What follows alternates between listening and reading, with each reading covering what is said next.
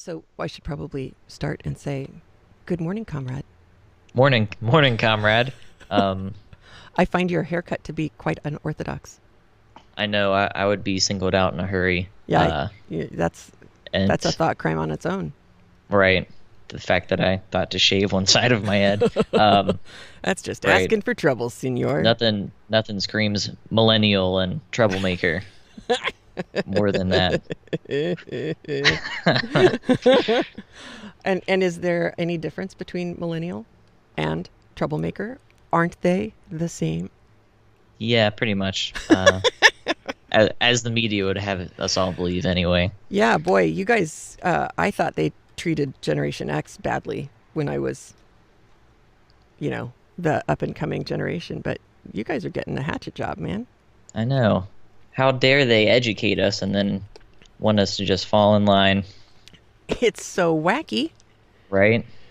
Well, it is. It is kind of interesting uh, the surprise of people my age and older at people not wanting to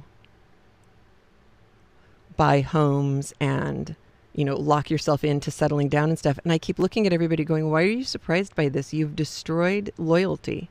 There's no there's no reason why you would settle down in a town working for a company and have any expectation that you're not going to get shafted at some point. Yep.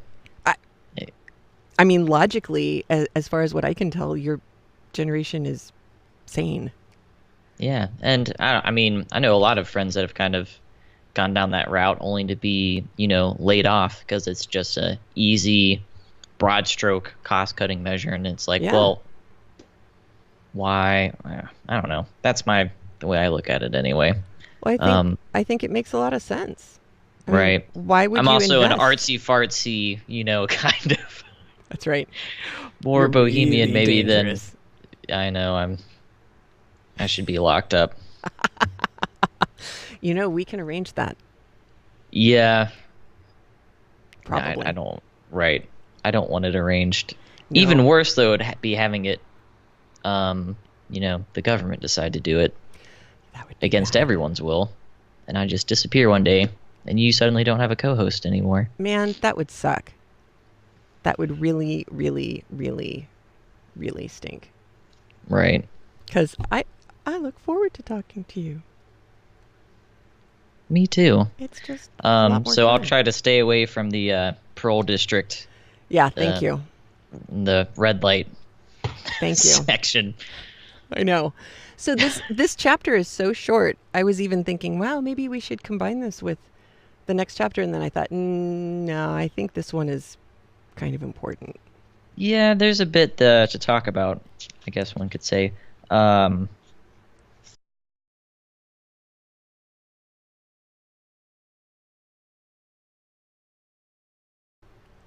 The sex part of 1984. I mean, we were in 8th grade. And so it never occurred to me that it was or could have been a big deal until all of the moms here started reading it in January and February. And and I said, "Oh, are you going to have your older kids, my 16, 17-year-old and their 15, 16-year-olds. Are you going to have your older kids read it?" And a couple of them who had reread it said, "Oh, no, there's just too much sex in it." And I thought, "Huh." I mean, I know I've had kind of a weird reaction to watching John Hughes films with my kids. Like Ferris Bueller's Day Off has a lot of swearing in it, a hmm surprising amount of swearing, Yeah. and kind of oblique references to sex and certainly 16 Candles and Breakfast Club and all those movies that were kind of iconic teen movies for us in the 80s. They would never be able to make those movies now and have them aimed at teens. Right. And Yeah, it's this book doesn't seem as shocking to me. I mean, did was there a whole lot of like ooh going on about it when you were in school? no. Strangely enough, I don't think that there was. I don't remember much of the discussion we had about it and such. I don't think they told us, like skip over chapter 6 or anything like that. Um, which is surprising because, I'm kind of like in the heart of the South pretty much, my high school anyway. But I don't remember there being a whole lot of hullabaloo about it. I think that Interesting. they probably didn't talk about this chapter as much as other parts of it, of Right. the book. Right. I imagine that's kind of why I don't remember it so much. That makes sense. I mean, it's a great way to get kids to read a book. Hey, there's sex in it. Yeah, exactly. It's like when we read 1980 or The Scarlet Letter, and I told the kids it was, about adultery and the aftermath and all that stuff. And so we started reading it, and we were probably on the 5th or 6th chapter before one of the kids said, "Hey, miss, where's the sex?" Oh, sweetheart, it happened before the book started. He's like, "That's a ripoff." Wow, wow. Yeah, so sorry. Let's keep reading. Yeah, that was a good day. Yeah, it's a nice sleight of hand there. I played fast and loose with the preview for the book, but he starts off in this chapter with a. It felt like, listening to the audiobook, it felt like this was another dream sequence. And if Orwell hadn't actually started with the Oh. words Winston was writing in his diary, I would have thought You this would was another think. dream sequence. Mhm. Yeah, because his memory of it is so kind of filmy around the edges, it seemed.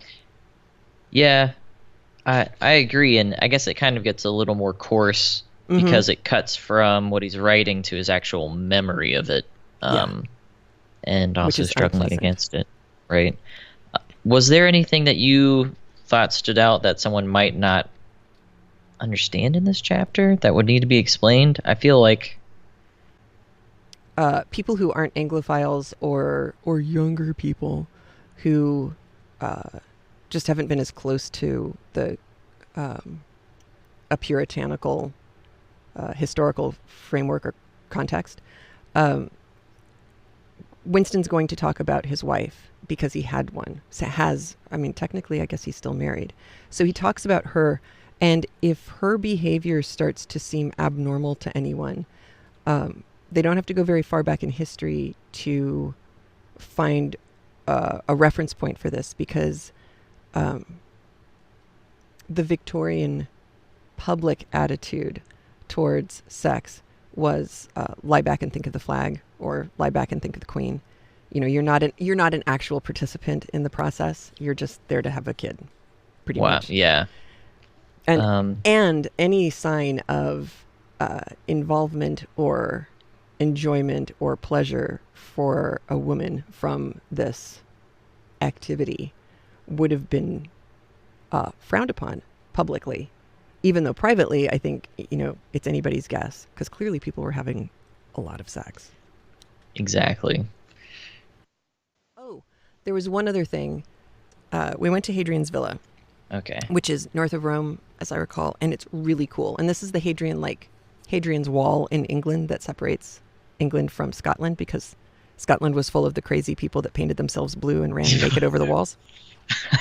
So you want to build a wall between you and Right. them. I can imagine. Yeah. Hadrian, the nice Roman gentleman, is like, you people, stay out. So we went to his villa, and I didn't know anything about him, and my mom had read up on him, I think, when she was in school. And the villa is so awesome. It's like, these extensive grounds, and the stuff that's still extant is amazing.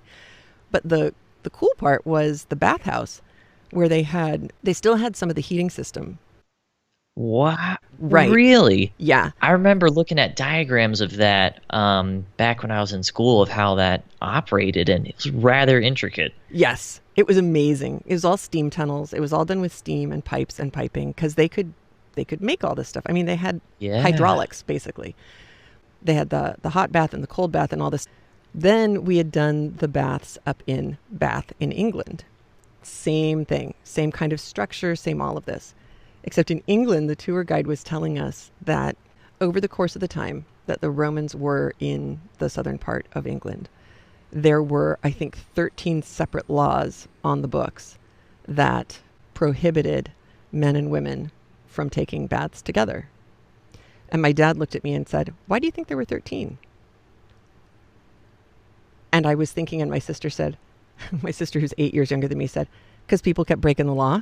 Yeah. It's like, Ding, ding, ding. yeah, you're not going to have to keep passing new laws Yeah, if people probably because it stopped was doing it. fun, right? Exactly. And so this chapter, I think there's a lot of that kind of subtext, and it's going to make the contrast between 1984 and Brave New World, I think, pretty interesting, in my humble opinion. Yeah. I think this one's fairly straightforward. Yeah. Kind of like Right. sex. Yeah, it's not a Rubik's cube most of the time. No. Unless you try to make it that way. I was going to say you have to work much harder. Right. Get the Kama Sutra book out. Start, really looking at diagrams, triangulate how to, arrange the furniture properly. He's not doing that. Right. I imagine any of that kind of paraphernalia would be pretty quickly spotted out if you're a member of the party anyway. Yeah, even in the prole world.